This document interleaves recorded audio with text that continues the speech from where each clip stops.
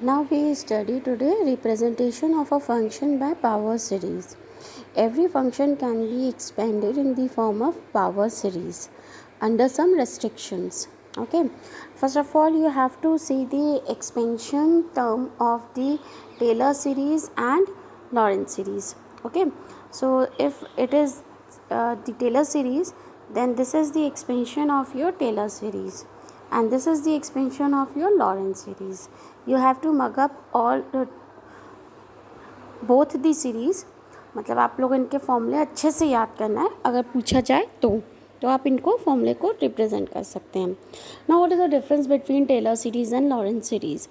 In Taylor series we have the expansion of the function in terms of positive powers of z, whereas in the Lorentz series we have the expansion of a function in terms of positive as well as negative powers of z. क्या समझे? Taylor series में सिर्फ आपको expansion मिलेगा z की positive powers के sense में, और लॉरेंस सीरीज़ में आपको एक्सपेंशन मिलता है फंक्शन का positive powers of z as well as of negative powers of z. ठीक है, so this is the basic difference between Taylor series and Laurent series. Now let us do some example and I will tell you the hint how will you do का mod of z. बस एक बार की बात है, फिर तो आप लोग समझ ही जाओगे कि कैसे आपको करना है. ठीक है, तो देखो जैसे आपको दे रखा है 1/z-2 माइनस 1/z-1. आपने यहाँ पे -2 कॉमन लिया क्योंकि z आपका छोटा था, तो 1 - z/2 आ गया.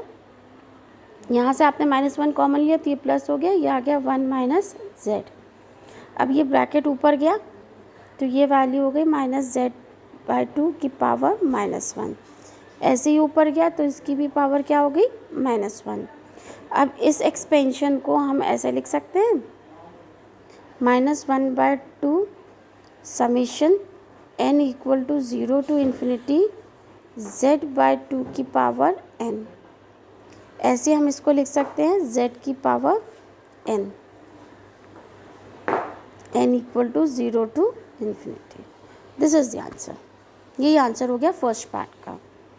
तो एक चीज़ और समझ में आई कि हम इसको ऐसे कैसे लिख सकते हैं, है ना? ऐसे कैसे लिख सकते हैं? बिल्कुल वही एग्जाम्पल है, जैसे आप 1 - x की पावर -1 को क्या लिखते हो 1 + x + x² + x³ + so on, है ना? तो this is what summation x की पावर n ही तो है, n = 0 to ∞. उसी से हमने इसको लिखा है. ठीक है, ऑल्टरनेटिव साइन कब होता है? जब ये प्लस होता है. तो यहाँ ऑल्टरनेटिव साइन होते हैं तो हम यहाँ एक टर्म और लिख देते हैं -1 की पावर n. वो कब हम लिखते हैं? जब यहाँ प्लस होता है, लेकिन जब यहाँ माइनस होता है तो हम डायरेक्ट लिखते हैं. ठीक है, अब चलिए नेक्स्ट पार्ट में चले. हम लोग सेकेंड पार्ट में आए. सेकेंड पार्ट है जब आपको ये दे रखा है z किससे बड़ा है 1 से, तो 1 वाले ब्रैकेट में आप z कॉमन लेंगे. छोटा किससे है 2 से, तो 2 वाले ब्रैकेट में आप कॉमन 2 लेंगे. ठीक है, तो आपने ये टर्म लिखा है z का. देखो अब 2 वाले में देखो आपने 2 कॉमन लिया और 1 वाले में आपने z कॉमन लिया. बिल्कुल किया मैंने आपको बताया. देखो 1 वाले में आप z कॉमन लोगे क्योंकि बड़ा है, और 2 से छोटा है तो आपने कांस्टेंट कॉमन लिया. बिल्कुल वही एक्सपेंशन के फॉर्म में लिखा है, सीरीज़ के फॉर्म में लिखा. अच्छा ऊपर देख लीजिए, this is a series in positive powers of z, so it is an expansion of fz in Taylor series within the circle this. This is a series positive and negative powers of z, so it is an exponential of f of z in Lorentz series within the annulus this. ये आपको show करना ही करना है, ये आप लोगों को लिखना है हर एक पार्ट पर. फर्स्ट सेकेंड मतलब अगर आपको खाली z की पावर पॉजिटिव मिल रही है तो वो टेलर सीरीज़ है उस इंटरवल के लिए. अगर आपको पॉजिटिव और नेगेटिव दोनों पावर z मिल रही हैं तो वो लॉरेंस सीरीज़ है उस पर्टिकुलर इंटरवल के लिए. अब देखिए थर्ड पार्ट है हमारा. थर्ड पार्ट भी हमने किया. इसमें mod z is greater than 2, दोनों से ग्रेटर है, तो आप 1 वाले में भी z कॉमन लोगे और 2 वाले में भी z कॉमन लोगे. तो देखिए ये किया हमने और एक्सपेंशन फॉर्म में लिख दिया. लॉरेंस सीरीज़ मिल गई हमें। अब ये फोर्थ पार्ट थोड़ा सा अलग है। अब इसमें z ना होके क्या है, मॉड ऑफ z माइनस 1 है। तो मॉड ऑफ z माइनस 1 1 से छोटा है, तो यानी अगर खाली मॉड z-1 होगा 0 से बड़ा है तो वहाँ तो हम z माइनस 1 लेंगे, बाकी 1 से छोटा है तो 0 से ऑलरेडी छोटा ही होगा। तो आपको हर एक में कांस्टेंट कॉमन लेना है। तो देखो z माइनस 2 को मैंने z माइनस 1 के फॉर्म में लिख दिया, और ये तो z माइनस 1 के फॉर्म में है ही।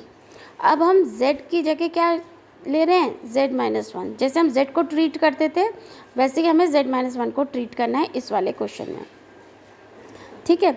अब z माइनस 1 हमारा छोटा है 1 से, तो इस वाले ब्रैकेट में हम क्या कॉमन ले लेंगे, -1।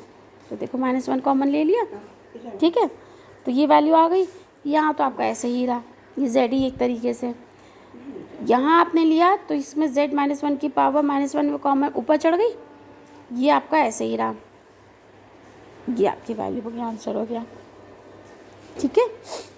नेक्स्ट देखिए, फाइंड द टेलर सीरीज और Lawrence series which represent the function this when this this and this. तो पहले तो आपने इसके पार्शियल फ्रैक्शन कर लिए, ठीक है। फर्स्ट पार्ट है आपका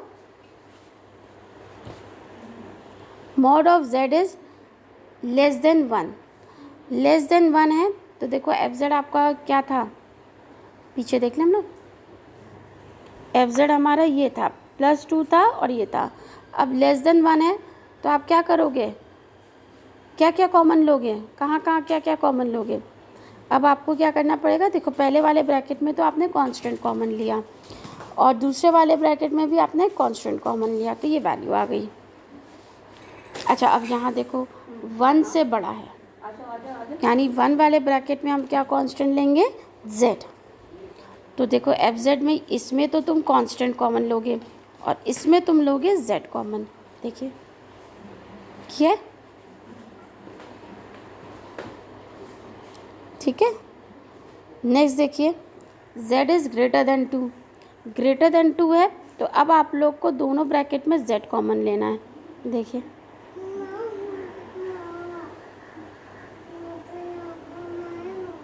ठीक है। नेक्स्ट है आपका third, find the Taylor's and Laurent series which represent the function this. देखो आपने इसको पार्शियल फ्रैक्शन में ब्रेक कर लिया, ये आ गया, ठीक है।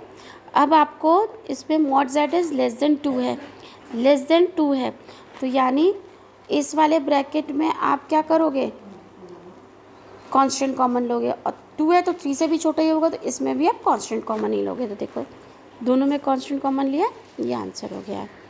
सेकेंड पार्ट है क्या है, z जो है वो 3 से छोटा है 2 से बड़ा है, तो 2 वाले ब्रैकेट में हमने कॉमन ले लिया z और 3 वाले में कॉमन ले लिया कांस्टेंट। देखो mod z is greater than 3, यानी अब हम 2 में भी z कॉमन लेंगे और 3 में भी z कॉमन लेंगे, तो देखो z कॉमन ले लिया, ठीक है,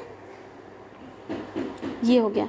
अच्छा ये क्वेश्चन में देखिए बच्चों, ये वाले पार्ट में थोड़ा सा एक गड़बड़ हुआ है, यहाँ z कॉमन ले लिया इस ब्रैकेट में, जबकि यहाँ z कॉमन नहीं होगा, यहाँ क्या कॉमन होगा 2, तो ये आप कर लीजिएगा 5 × 2 होगा यहाँ, तो ये आ जाएगा 1 + z/2 होगा, ठीक है। थोड़ा सा आप चेक कर लीजिएगा, यहाँ पे ये चीज़ गलत हुई है, करेक्शन कर लीजिएगा।